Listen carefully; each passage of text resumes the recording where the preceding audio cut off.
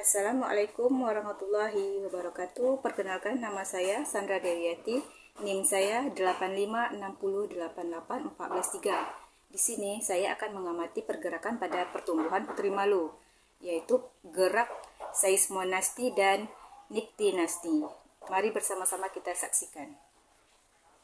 Alat dan bahan yang digunakan: yang pertama alat tulis, yang kedua stopwatch atau jam, yang ketiga daun putri malu, dan yang terakhir kardus.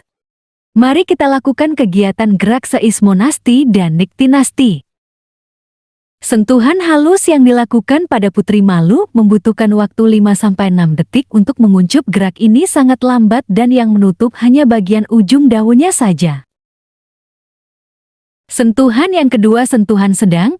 Gerakan menutup pada daun putri malu agak sedikit cepat dibandingkan pada sentuhan halus. Sentuhan ini membutuhkan waktu 4-5 detik.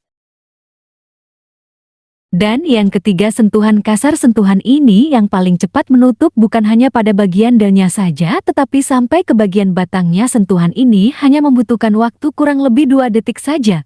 Meskipun menggunakan sentuhan kasar, kita harus tetap hati-hati agar tidak melukai daun atau batangnya. Sebelum kita melakukan gerak niktinasti atau proses penutupan pada tumbuhan putri malu, di sini kita sama-sama melihat kedua pot tersebut atau daun putri malu sama-sama dalam keadaan terbuka. Kita masuk ke proses gerak niktinasti. Mari kita lakukan. Ambil sebuah kardus yang kedap cahaya untuk menutup salah satu pot yang berisikan tumbuhan putri malu. Lalu kita biarkan selama kurang lebih tengah jam untuk melihat hasil atau perbedaan pada daun putri malu tersebut. Gerakan niktinasti adalah gerak yang disebabkan oleh rangsangan gelap atau sering disebut gerak tidur pada tumbuhan. Gerakan ini terjadi pada malam hari atau terjadi di tempat gelap yang tidak terkena sinar matahari langsung. Yuk kita saksikan apa yang terjadi pada daun putri malu setelah dibiarkan selama setengah jam. Di sini sudah jelas perbedaannya. Pot yang kita tutup dengan kardus selama setengah jam akan menguncup atau tidur, sedangkan pot yang kita biarkan di ruangan terbuka akan tetap terbuka. Di sini jelas adanya rangsangan gelap yang terjadi pada pot tanaman yang ditutup.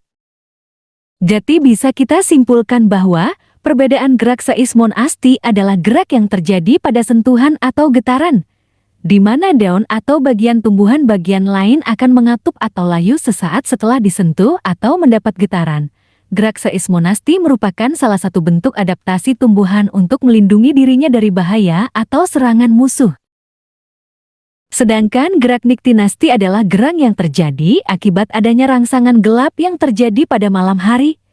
Ciri utama dari gerakan ini adalah tidurnya daun tumbuhan, yang berarti daun akan menutup atau melipat pada malam hari dan akan terbuka kembali pada siang hari.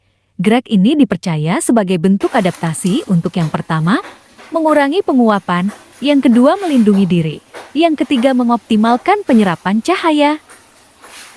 Cukup sekian video dari saya, semoga bisa bermanfaat. Terima kasih.